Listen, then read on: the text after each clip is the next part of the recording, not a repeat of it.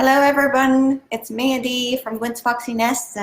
Glad you could join me tonight. So tonight we're actually going to start pasting on a non-Chalk Couture surface. So if you're new to Chalk Couture, basically it's just an easy way, a DIY way to make chalkboard art. So it's a non-Chalk Couture product.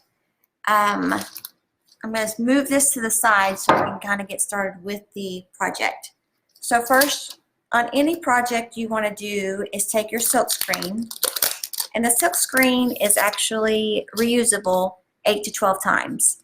And it's kind of like a stencil, but they're sticky on the back so it stays on your project.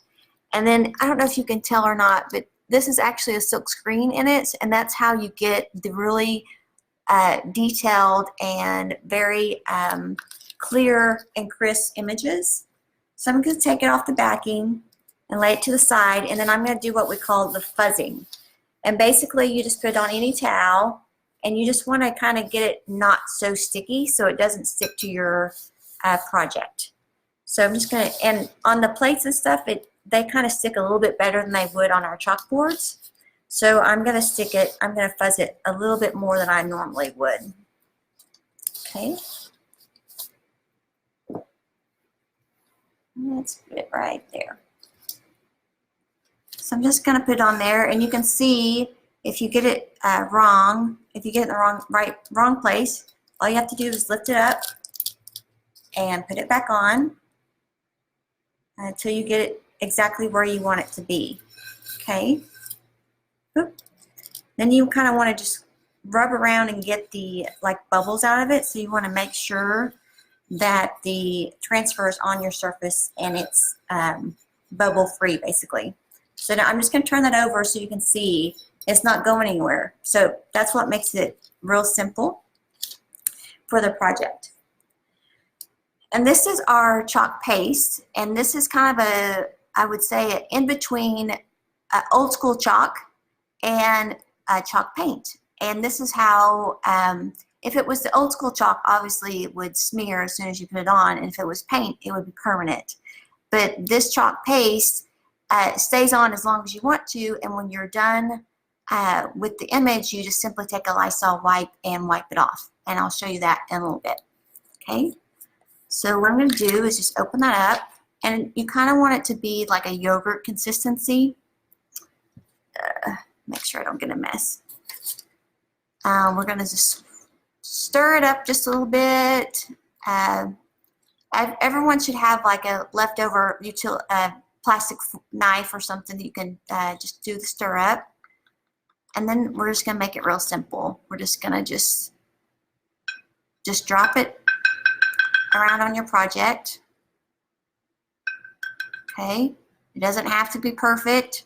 And if you get some where you don't want it to, just take your Lysol wipe and wipe it off.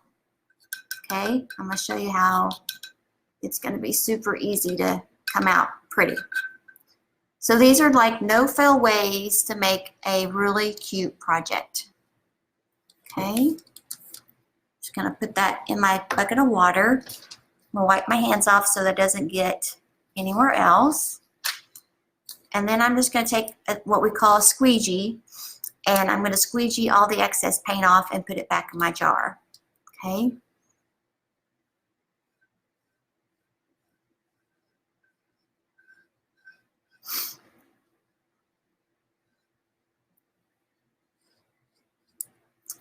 Let's see. Just do a little bit more.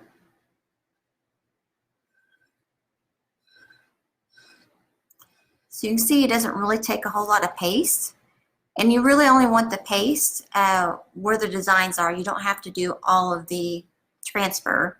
You just want to get where the actual design is that you want to make part of your project. So if I wanted to leave out these snowflakes, I would just simply not put any paste on there, and you would never know that that was part of the design. Okay, let me put that there.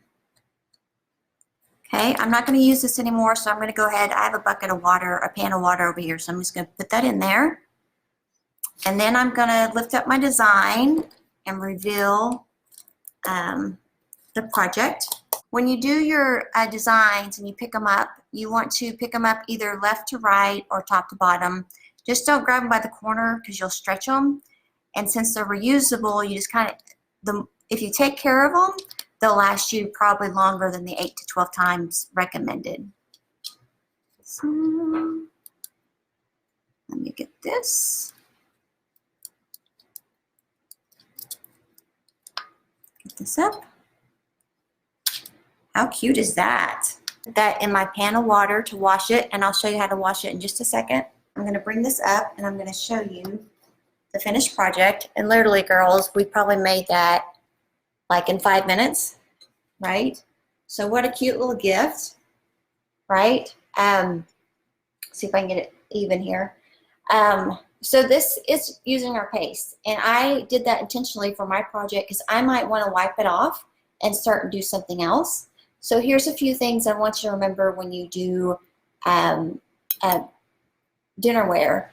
It's only for decoration only. So our products are not FDA approved, so you don't really want to put, hey Carla, you don't want to put food or anything on it. So it's decoration only.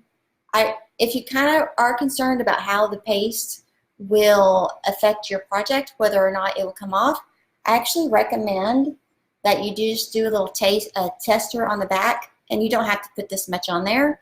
You can actually just put like a Q-tip on there. And that's dried, like I put that on earlier today. So it's dried, so I can see if it's actually gonna wipe off my product. Okay. Get that off. Okay. So the magic of Chalk Couture and chalk paste is that the chalk will stay on as long as you want it. So I can dust it. The kids can run their fingers over it. There can be, fingerprints all over it, but the design is not going to come off until I physically take like a Lysol wipe and kind of scrub on it. You have to scrub on it. Just getting it wet won't do anything with it, okay? Enjoying it. Literally 5 minutes, I made a home decor piece.